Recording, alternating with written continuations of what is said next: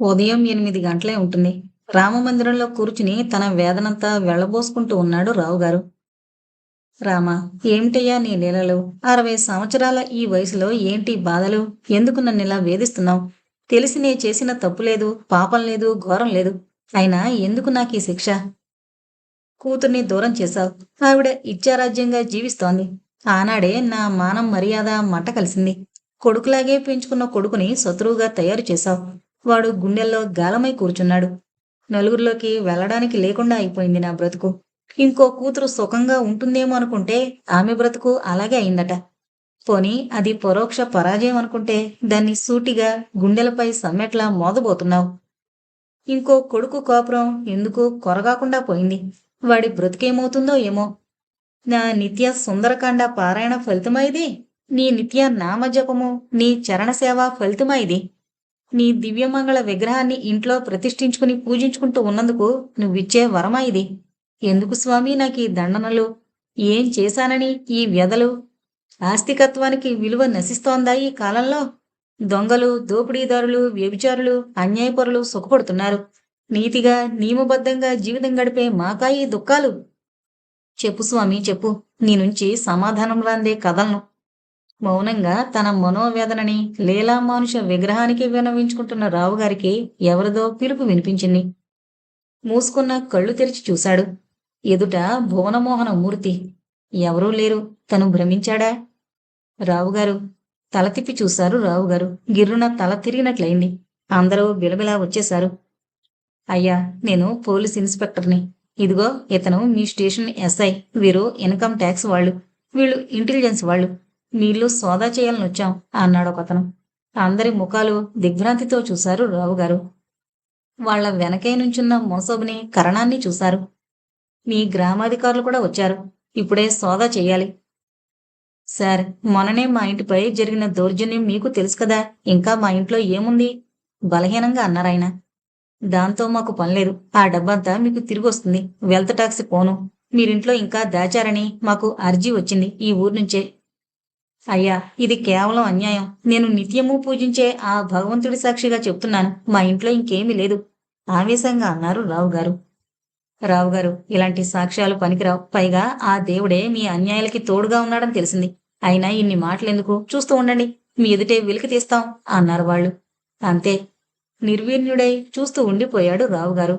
వాళ్లల్లో ఒక ఆఫీసర్ వెళ్లి రామ విగ్రహాన్ని కదిపారు. అది కదల్లేదు. అటు ఇటు ఊపారు. చలనం లేదు. తర్వాత దేవుడి విగ్రహంపై ఉన్న ఒక్కో నగా తీసి రాముణ్ణి ఆపాదమస్తకము తడిమారు. విగ్రహం కుడి బొటనం వేలుపై చెయ్యి వేయగానే విగ్రహం కదిలింది. ఇంకా నొక్కారాయన. విగ్రహం గిర్రును తిరిగింది. తర్వాత స్క్రూ తిప్పినట్లుగా తిప్పారు. విగ్రహం పూర్తిగా ఊడిపోయొచ్చింది. తర్వాత కింద ఆసనంగా వేసిన బండాన్ని తీశారు. కిందకి మెట్లున్నాయి. టార్చ్ లైట్ వెలిగించి అంతా కిందకి దిగారు. ఇదంతా చూస్తున్న రావుగారు స్మృతి తప్పిపోయారు. ఆయనే దిగొస్తారేమోనని ఎదురుచూసి, ఆయన పరిస్థితి చూసి తమ కార్యంలో తాము మునిగిపోయారు వాళ్ళు. బయట రావుగారి వద్ద ఒక ఆఫీసరుండి ఇంకో ఆఫీసర్ని పొలానికి వెళ్లిన మల్లికార్జున్ కోసం కబురు పెట్టడానికి పంపారు. లోపలంతా వెండి రూపాయలు. విక్టోరియా రాణి కాలం నాటివి. గుట్టగా పోసున్నాయి ఓవైపు. మరోవైపున బంగారు కాసులు కుప్పలుగా ఉన్నాయి. ఇంకోవైపు వెండి పాత్రలు. చూసేవాళ్లకి తల తిరిగిపోయింది. మెల్లమెల్లగా ఆ ధనాన్నంతా పైకి చేరవేశారు. అంతలో వచ్చిన మల్లికార్జున్, హరిప్రసాద్ ఇదంతా చూసి నిర్ఘాంతపోయారు. హరి తండ్రి పరిచర్యల్లో మునిగిపోయాడు. మల్లికార్జున్ అధికారుల వెంట వెంకటేశ్వరాలయానికి వెళ్ళాడు. అక్కడ వెంకటేశ్వర విగ్రహాన్ని పీఠంతో సహా పైకి పెకిలించారు. అక్కడ అంతే. కింద మెట్లు దిగి వెళితే అంతా బంగారు కాసులు. మొత్తం ధనాన్ని ఒక చోట కుప్పగా పోసి లెక్కించారు. వెండి సామానుని, బంగారుని తూకం వేశారు. అంతా లిస్టౌట్ చేసి ఆ అధికారులతో సంతకం చేయించారు. గ్రామాధికారులతో సంతకం చేయించారు. ఆ వేళకి స్మృతిలోకొచ్చిన రావుగారు ఇదంతా చూసి నిర్ఘాంతపోయారు. ఆయన్ని స్టేట్మెంట్ ఇమ్మంటే, ఇదంతా నాకేం తెలీదు. ఈ ఆలయాలు మా తండ్రిగారు, మా తాతగారు నిర్మించారని మాత్రమే తెలుసు. ఈ రహస్యం మా ఇంట్లో ఎవరికీ తెలీదు. తెలుసుంటే మొన్న జరిగిన దోపిడీ తర్వాత జాగ్రత్త పడి ఉండేవాణ్ణి కదా.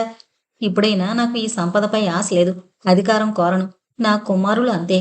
ఈ ధనాన్ని సగభాగం దేశరక్షణ నిధికి సమర్పిస్తాను. మిగతా సగంలో ఈ ఊళ్ళో ఏదైనా విద్యా సంస్థ స్థాపిస్తాను. అనుబంధంగా వేద పాఠశాల నెలకొల్పాలి. ఇది నా ఆశయం. ఇదంతా ప్రభుత్వం వారు నా మాటను నమ్మినప్పటి మాట అని రాసిచ్చారు. ఆ సంపదనంతా జీపులో వేసుకుని వసంతు వెంట్రాగా వాళ్ళంతా వెళ్ళిపోయారు. రామాలయంలో రామ విగ్రహం ముందు కూర్చుని పెద్ద కొడుక్కి తమ కుటుంబ రహస్యాలు చెప్తున్నారు రావుగారు. మళ్ళీ, ఈ రామాలయాన్ని మా తాతగారు నిర్మించడానికి పూర్వగాథగా ఓ స్త్రీ హత్య ఉంది. ఆ రోజుల్లో ఈ ఊరు ఇంత పెద్దది కాదు, చాలా చిన్నది. గ్రామ జనాభా ఏ కొత్త జననానికైనా అర్ధశాతం పెరిగేది. ఈ ఊరికల్లా ఈ ఇల్లే బ్రాహ్మణ కొంప. కరణీకం కూడా మా తాతగారి చేతుల్లోనే ఉండేది. అప్పుడు ఆయన, ఆయన భార్య ఒక్కగానొక్క కొడుకు మాత్రమే ఉండేవారు ఈ ఇంట్లో. కేవలం ఒక మిద్దెల్లు కాపురానికి, ఒక పాక పశువులకి ఉండేది. 20 ఎకరాల పొలం మాత్రమే ఉండేది అంతే. ఆ రోజుల్లో ఒక స్త్రీ ఈ ఇంటికొచ్చింది. మంచి ప్రాయంలో ఉంది. భర్త పోయాడు. దాయాదుల బాధ తట్టుకోలేని ఆ అనాథ దేశం పాలైంది. కట్టుకున్నవాడు, కన్నవాడు లేకపోవడంతో దిక్కులేక తిరిగి తిరిగి ఈ ఇంటికొచ్చింది. ఆమె వెంట ఏమీ లేదు. ఒక గోనె సంచి తప్ప. ఈ ఇంట్లో ఆమె వారం రోజులుంది. ఆ వారం రోజుల్లో ఆమె వీళ్ళ గుణగణాల్ని బాగా గమనించింది. వీళ్ళ మంచితనం గ్రహించింది. ఓ రోజు సూర్యుడు అస్తమించాక తన విషయమంతా చెప్పింది. ఆ సంచి విప్పదీసి వీళ్ళ ముందు గుమ్మరించింది. తమ కళ్ళని తామే నమ్మలేని స్థితి అది. ఇంటి నిండా పరుచుకున్న బంగారు, వజ్రాలు, ముత్యాలు, రత్నాలు చూసి నిర్ఘాంతపోయారు. ఆమె మళ్ళీ అంతా సంచికెత్తింది. ఇదిగో ఈ సంపదంతా నాది. నాకెవరూ లేరు. ఇది ఎవరి పాలో కావడం ఇష్టం లేక తగిన వాళ్ళ కోసం వెతుకుతున్నాను. మీరు నాకు బాగా నచ్చారు. ఈ ధనం తీసుకోండి. నన్ను బ్రతికినన్నాళ్ళు రక్షించండి. నాకేం అక్కర్లేదు. తినటానికి తిండి, కట్టుకోవడానికి బట్ట ఇస్తారా? అది చాలు. ఆ తర్వాత ఈ సొమ్మంతా మీదే. ఇదిగో ఇప్పుడే తీసేసుకోండి. ఆమె మాటలు విని వాళ్ళు వణికిపోయారు. ఇదెక్కడి విచిత్రం? ధనదేవత నడిచొచ్చిందా అన్నట్లుగా ఉంది. అని ఆమె పాదాలపై వాలిపోయారు. తర్వాత ఆ ధనాన్ని వెంటనే ఇదిగో ఇప్పుడు రామాలయం ఉన్న చోటనే దాచారట. తర్వాత నెల రోజులు గడిచాయి. ఆమెకి వీళ్ళ ఆదరణ, ఆప్యాయత తట్టుకోవడం కష్టమైపోయింది. వాళ్ళకి ఏదో ఎబ్బెట్టుగానే ఉంది. ఎవరీమే అని అడిగే వాళ్ళకి ఏం చెప్పలేకపోయేవారు. మంచి పొరుగుల్లో ఉన్న ఆమె మీద కన్నుపడి అయ్యగారు అమ్మయ్యకి సవితిని తెచ్చారు అనడం ప్రారంభించింది లోకం. కానీ మా నాయనమ్మ మాత్రం ఏమీ నమ్మలేదు.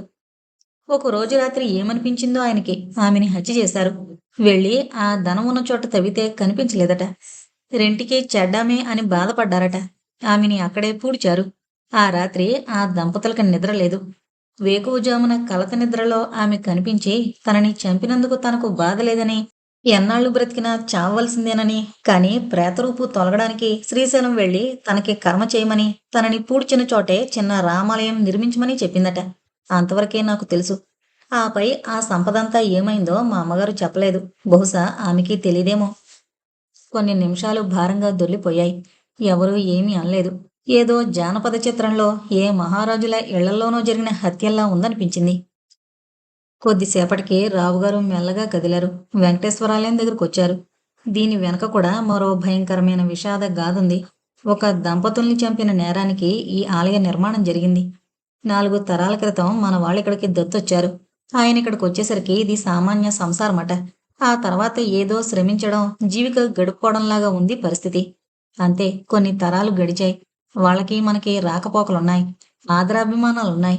కష్టానికి, సుఖానికి వచ్చిపోతున్నారు. మంచికి, చెడుకి పొలుకు తోడుగా ఉంటున్నారు. మా నాన్నగారి హయాంలో ఆ మనవాళ్లలో ఒక ఉద్దండుడు పుట్టాడు. ఆయన ఎంఏ చదివాడు, వ్యవసాయం చేశాడు, వ్యాపారం చేశాడు. కాటన్ మార్కెట్ ఆడాడు. ఒకట్నా, ఒక పద్ధత. సులభంగా డబ్బు గడించే మార్గాలు చూశాడు. కష్టించి రాలే ప్రతి చెమటబొట్టుకు ఫలితాన్ని రాబట్టాడు. అంతా ఇంత అనలేనంత ధనం సంపాదించాడు. నోట్లని నమ్మరాదని అంతా బంగారంగా, వజ్రాలుగా, రత్నాలుగా, ముత్యాలుగా మార్చేవాడు. స్వంత అన్నదమ్ముల్లో ఎవరినీ నమ్మేవాడు కాదు. కానీ మీ తాతగారంటే మాత్రం చాలా నమ్మకము, అభిమానం ఉండేది. అందుకు కొంత కారణం కూడా ఉంది. ఆయన భార్య మా అమ్మగారు చాలా దూరంగానైనా బంధువులట. ఆడవాళ్లు కలిసిన సంబంధం మగవాళ్ల అనుబంధం కంటే గొప్పది. ఆయనకి చాలా ఏళ్లు సంతానం కలగలేదు. 40 దాటాక సంతానం కలుగుతుందని, ఆ సంతానం కలిగే వేళకి ఆయన కుటుంబానికి తెలియని చిక్కులొస్తాయని, ఆ ఆపదలోంచి బయటపడేసరికి ఆస్తి హరీమంటుందని నాడీ జాతకం చూసి చెప్పారట ఎవరో మద్రాసులో. ఆ నాడీ జాతకంలో చెప్పినట్లుగానే సంతానం లేకపోవడం, సిరి ఎత్తుకోవడం చూసేసరికి ఆయన పూర్తిగా నమ్మారు జాతకాన్ని. పైగా 40వ ఏడు రాగానే, రేసుల్లో నష్టం రాగానే దృష్టాంతం కనిపించినట్టయి తన ఐశ్వర్యంతో, భార్యతో ఈ ఊరొచ్చేశాడాయన. అంతకు పూర్వం నాకు సంతానం కలుగుతుందో కలగదో అంతా నీ కొడుక్కి ఇచ్చేస్తాను. నన్ను నా భార్యని కాస్త చూస్తూ ఉండ్రా అనేవాడట. ఇవ్వకుంటే మాత్రం ఏంటి నువ్వు పరాయివాడివా అనేవాడట మీ తాతయ్య. ఆ ఐశ్వర్యం, ఆ హోదా చూసి వీళ్ళకి కళ్ళు తిరిగిందట. 5, 6 నెలలు గడిచేసరికి ఆమెకి నెల తప్పిందట. అది తెలిసి, ఒరే తమ్ముడు, నీ ఊరొచ్చిన వేళ విశేషమో, నీ కొడుకుని చేరదీసిన అదృష్టమో, నేను తండ్రినవుతున్నాను. ఇదంతా మీకొచ్చేదే కదా, తప్పిపోయింది. 4వ వంతు తీసుకో అనిచ్చాడట. 4వ వంతుతో తృప్తి పడలేని మా నాన్నగారు ఆయన్ని, ఆయన భార్యని మాపు చేసి అంతా దోచుకున్నారట. ఆ పాప పరిహారార్థమే ఈ వెంకటేశ్వరాలయం నిర్మించారట. ఇదిగో ఈ డైరీ చూడు. నిన్న ఇనపెట్టి వెతికితే కింద దొంగరలో కనిపించింది. ఈ కుటుంబం వెనక ఇంత ఘోరమైన చరిత్రుంది కాబట్టి మీకిన్ని కష్టాలొస్తున్నాయి. మాదే ఉంది బాబు. ఇక ఏమైనా పర్వాలేదు. బ్రతికి బట్ట కట్టవలసిన వాళ్ళు మీరు. మీరేమవుతారో, మీ భవిష్యత్తు ఎలా ఉంటుందో, ఏం జరుగుతుందో ఏమో. అదే సమయంలో పరిగెత్తుకుంటూ వచ్చింది మహాలక్ష్మి. మావయ్య గారు, అత్తగారు మేడమెట్ల మీద నుంచి పడిపోయారు. మరిదిగారు చూస్తున్నారు అంది రుద్ధకంఠంతో. గబగబా వెళ్ళిపోయాడు మల్లికార్జున్. మామగారి వెంట నడుస్తూ వెళ్ళింది మహాలక్ష్మి. ఏమండి విన్నారా? ఆమె మంచం పక్కనే కూర్చుని, లక్ష్మి, ఏమీ ఆలోచించుకో. ఏది ఎలా జరగాలో అలా జరుగుతుంది. ఆందోళనతో, ఆరాటంతో మనం మార్చగలిగింది ఏమీ లేదు అన్నారు రావుగారు. నిట్టూర్చిందామె. అది కాదండి, హరి విషయం. హరైనా గిరైనా మనకేం ఒరగబెట్టలేరు. బతికినన్ని రోజులు నే బ్రతకను, నువ్వు అంతే, మనకెందుకీ ఆరాటం అన్నారాయన. మీరు ఏదీ పూర్తిగా వినరు. ప్రారంభం నుంచి అంతే. నన్ను నోరెత్తనివ్వరు. వాడు వాడు దాన్ని ఆ సిగ్గుమాలిన దాన్ని పెళ్లి చేసుకుంటాడట అంది ఆవేశంగా. ఆవేశపడకు లక్ష్మి. దానివలన ఫలితం ఏమీ లేదు. హరి ఎవరిని చేసుకుంటానన్నాడు? అదేనండి, ఆ సిగ్గుమాలిన శ్రీవిద్యని చేసుకుంటాడట. నమ్మలేనట్టు చూశారాయన. శ్రీవిద్యనా, ఆమె కూతుర్నా? అయ్యో, ఆమె కూతుర్నైతే చింతే ఉందండి. దాన్ని చేసుకుంటాడట. అది తన భర్తకి విడాకులిచ్చి వీడి వెంట వస్తుందట. వీడు అందుకు సిద్ధంగా ఉన్నాడు. దాన్ని ప్రేమించాడట. విడిచి బ్రతకలేడట. మనమంతా దూరమైనా సరే దాన్ని విడవలేడట. ఆస్తి పంచిస్తే వెళతాడట. లేదా డిగ్రీ ఉంది చాలన్నాడు. ఆ విషయం మీతో చెప్పాలని నేను మెట్లు దిగుతూ ఉంటేనే చీర తట్టుకొని పడిపోయాను. నిర్ఘాంతపోయారాయన. నిజమా లక్ష్మి? అవునండి, వాడు చెప్పాడు.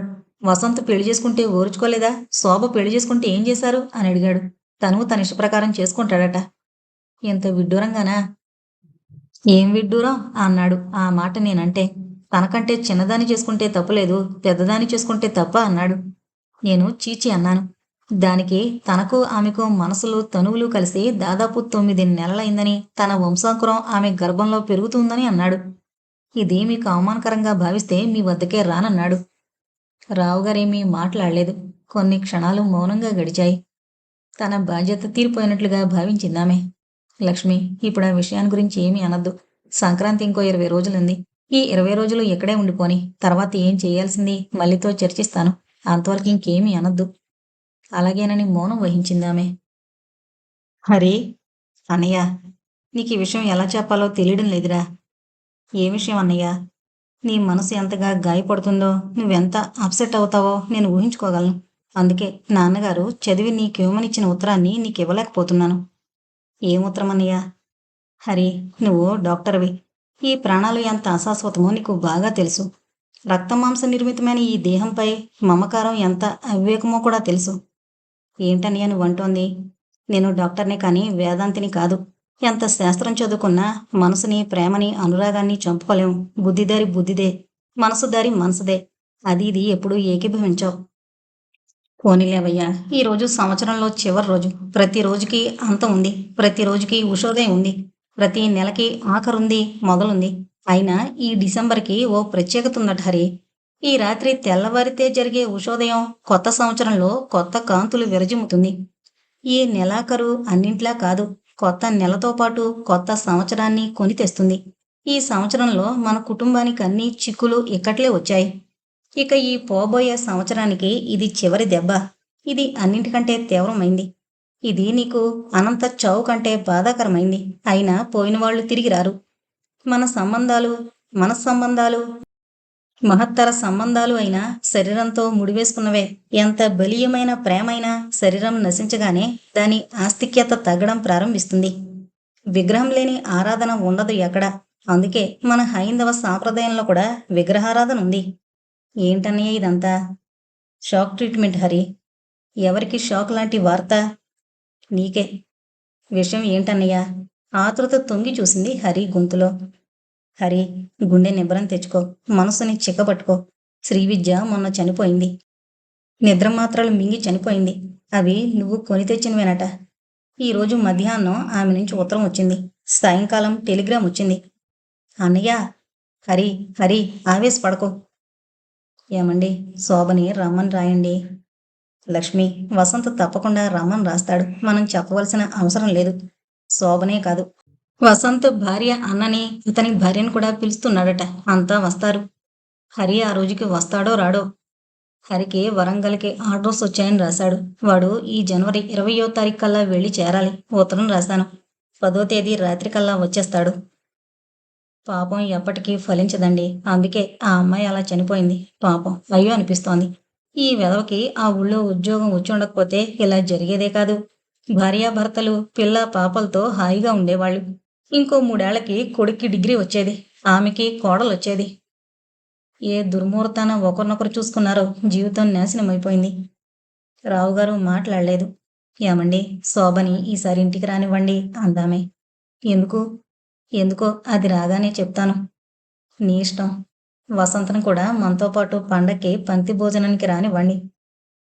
లక్ష్మి, ఈ అనారోగ్యంతో ఇప్పటికే నన్నెంతో కట్టేశావు. ఈ దెబ్బపై దెబ్బలతో మనసంతా ముద్దుబారిపోయింది. అయినా రాయంటి వాణ్ణి కాబట్టి ఇంకా ధైర్యంగా తిరుగుతున్నాను. ఇంకొకరైతే ఈ బీపీతో ఈసరికి అయిపోయి ఉండేవారు. అంత మాట అనకండి. మీ ముందు నేను సుమంగళిగా వెళ్ళిపోవాలి. అందరూ పండక్కొచ్చారు. ఇల్లంతా కళకళలాడిపోతుంది. ఏవండి, నేను విషయం చెబుతాను, మన్నిస్తారా? జీవిత చరమంకంలో ఉన్నాం మనం. ఇంకా మన్నింపులెందుకు లక్ష్మి? మనం ఒకరికొకరం ఆలంబనంగా ఉంటున్నాం. ఈ చేతులు ఇలాగే పెనవేసుకుని ఉండాలి. ఆఖరి శ్వాస వరకు. అంతే. చెప్పు, వింటాను. నిజంగా శోభ మన అమ్మాయి కాదండి. ఏంటి లక్ష్మి, ఏమైంది నీకు? నాకేమీ కాలేదండి. ఇది పిచ్చి కాదు, సంధి మాటలు కావు. మామూలు జాగ్రత్తలోనే చెప్తున్నాను.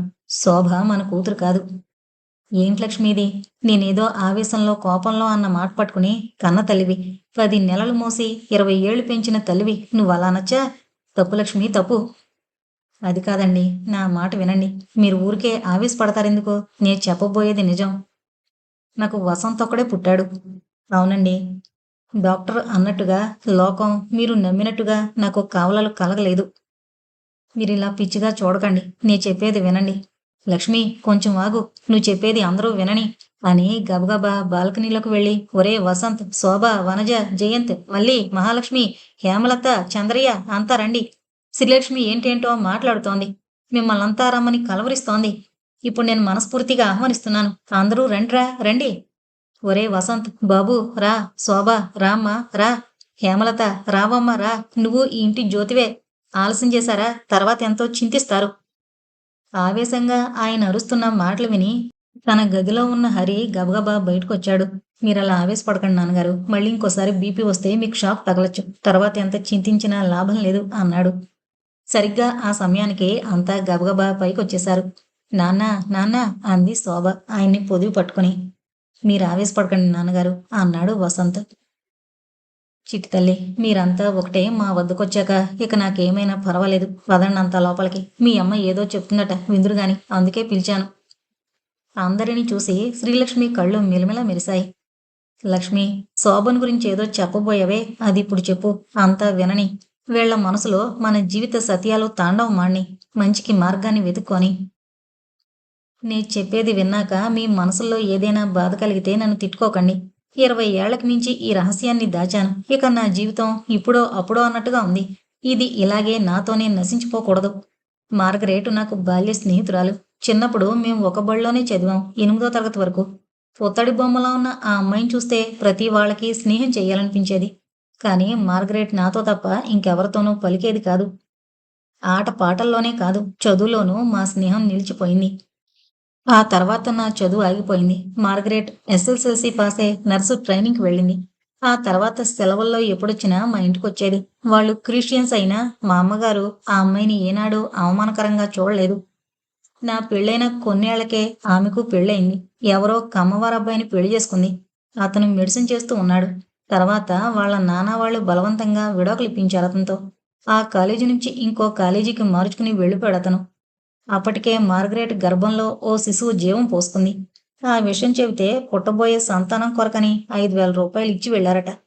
ఇవన్నీ నాకెప్పుడు తెలిసాయని నేను వసంతని కడుపుతో ఉండగా కాన్పుకి హాస్పిటల్కి తీసుకెళ్లారు మీ నాన్నగారు. అదే హాస్పిటల్లో పనిచేస్తూ ఉంది మార్గరెట్. ఆవిడికి కాన్పు కష్టం కావడంతో హాస్పిటల్లోనే అడ్మిట్ అయింది. ఇద్దరికీ బెడ్స్ పక్కపక్కనే వేయించుకుంది. ఎందుకో ఆమెకా గండం గడవదని భయంగా ఉండేది.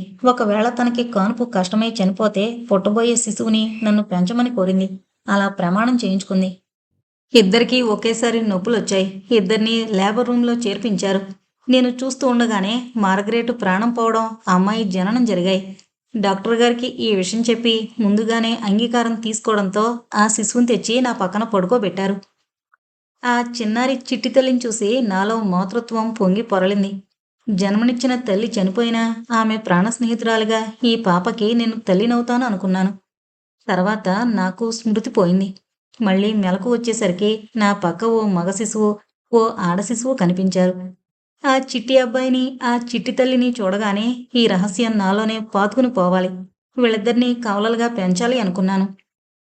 అందరి కళ్ళు చెమర్చాయి ఆ విషాద గాథ వినగానే. శోభ తల నిమురుతూ, నువ్వు ఎవరి కూతురువైనా నా కూతురివే తల్లి, ఇంకేం దిగులు పడకు, ఆ విచారమంతా తొలగిపోవాలి అంది లక్ష్మి. అవునమ్మా, నువ్వు మా కూతురువే. ఇదంతా మీకు చెప్పడానికి ఇంకో కారణం ఉంది. వసంత కూడా నా కొడుకు కాదు అన్నాడు రావుగారు. శ్రీలక్ష్మితో సహా అంతా నివ్వెరపోయారు. నాన్నా అన్నాడు మల్లికార్జున్. వసంత్ తీక్షణంగా చూశాడు ఆయన వైపు. నాకు వాడు గిట్టక ఇలా చెబుతున్నాననుకోకండి. మీ అమ్మ చెప్పిన దానికి సాక్ష్యం ఆ డాక్టర్ ఉంది. నేను చెప్పబోయేదానికి ఒక సాక్ష్యం ఉంది. హేమలత నా కూతురు. ఆమె కుడి మెడ కిందున్న మచ్చే సాక్ష్యం. కావాలంటే హేమలత నాన్న శివభూషణాన్ని అడగండి. ప్రమాణం చేసి చెప్పమనండి. నాకు 2 ఆడపిల్లలు కలిగారని విని అదే హాస్పిటల్లో సుఖప్రసవమైన తన భార్యకి 3 కొడుకులే పుట్టారని నా 2 కూతుళ్లలో ఒక అమ్మాయిని ఇవ్వమని ప్రార్థించాడు. మా ఆత్మీయత అలాగే అనిపించింది నాతో. అలా పెంపకం తీసుకున్నవాడే వసంత్. నాకు తెలియకుండా శోభను పెంచింది మీ అమ్మ. ఆమెకు కూడా తెలియకుండా పెంచుకొచ్చాను వసంత్ని. ఆ ఇద్దరు మా గర్భవాసులు కాకపోయినా మా చేతుల్లో అల్లారుముద్దుగా పెరిగారు. మిగిలిన సంతానంలాగే వాళ్ళని చూసుకున్నాం. హేమలతకి ఇదంతా ఆశ్చర్యంగా ఉంది. నాన్నగారు అన్నాడు మల్లికార్జున్. బాబూ, అవును, ఇదంతా నిజం. నేను నిజానిజాలు తర్కించాలనుకోవడం లేదండి. వాళ్ళ జన్మ వెనుక రహస్యంతో నాకు అక్కర్లేదు. వాళ్ళు నా సోదరులు అంతే. హరెంతో వసంతు అంతే. వాళ్ళెంతో శోభ అంతే. కానీ నేను చెప్పదలుచుకుంది వేరు. నువ్వేం చెప్పొద్దు మళ్ళీ. నాకు జీవితం చాలా పాఠాలు నేర్పింది. ఎన్నెన్నో అనుభవించాను. బంధుత్వం పేరిట జరిపే అన్యాయాలు చూశాను. స్నేహం పేరిట జరిగే దోపిడీలు అనుభవించాను. ఇంకా సంఘంలో ఎన్నెన్ని రకాల మార్పులో చూశాను. ఎన్నో జీవితాలు పరిశీలించాను. ఈ సంఘం నిత్య నూతనమైంది. ఇది క్షణక్షణము మారుతూ ఉంటుంది. ఈరోజు ఒక చట్టంగా పాతుకుని ఉండిపోయింది. ఇంకొన్నాళ్ల తర్వాత రూపు మాసిపోతుంది. ఇంకో కొత్త చట్టం వస్తుంది. చైతన్యవంతమైన ఈ సమాజంలో కొందరు మూర్ఖులు, మూఢపు, పురాతన సనాతన పారాయణులు ఉంటారు. వాళ్ళు సమాజం 4 కాళ్ళు గట్టిగా బంధించేసి దాన్ని మార్చకుండా ఉండాలని చూస్తారు. వాళ్ళు సమాజం మారదంటారు. అవును, వాళ్ళ దృష్టిలో సమాజం మారదు. 40 సంవత్సరాలు దాటిన ప్రతి వ్యక్తి తన యవ్వనంలో తను జీవితంలో పోరాడిన విషయాలు మరిచిపోతాడు. తన అనుచరుల్ని, తన సంతానాన్ని తను శాసిస్తాడు. తన అనుభవమే గొప్ప అని, అతని నిర్ణయమే గీట్రాయి అని భావిస్తాడు. తనలాంటి వాళ్ళనే పోగేసుకుంటాడు. అదో సంఘంగా, సమాజంగా భ్రమింపజేస్తాడు. తన నిర్ణయాలు, అనుభవాలు ఆచరణలో పెట్టాలంటాడు. కానీ ప్రపంచం విశాలమైంది. దేశానికో ఆచారం, రాష్ట్రానికో చట్టం, ప్రాంతానికో నిబంధన, పల్లె పల్లెకు, కుటుంబ కుటుంబానికి ఓ సాంప్రదాయం. ఇన్ని విభిన్న మార్గాలలో మానవుడు గీటు దాటకుండా దేన్ని ఆచరించాలి? అందుకే చైతన్యవంతమైన యువతరం ఎప్పుడూ జెండా ఎగురు వేస్తూనే ఉంటుంది. కొత్త గాలులు వస్తూనే ఉంటాయి.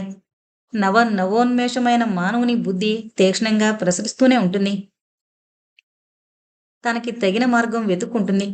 ఏ మనిషికి కావలసిన బాట ఆ వ్యక్తే ఎన్నుకుంటాడు. కష్టమో నిష్ఠూరమో అతనే అనుభవిస్తాడు.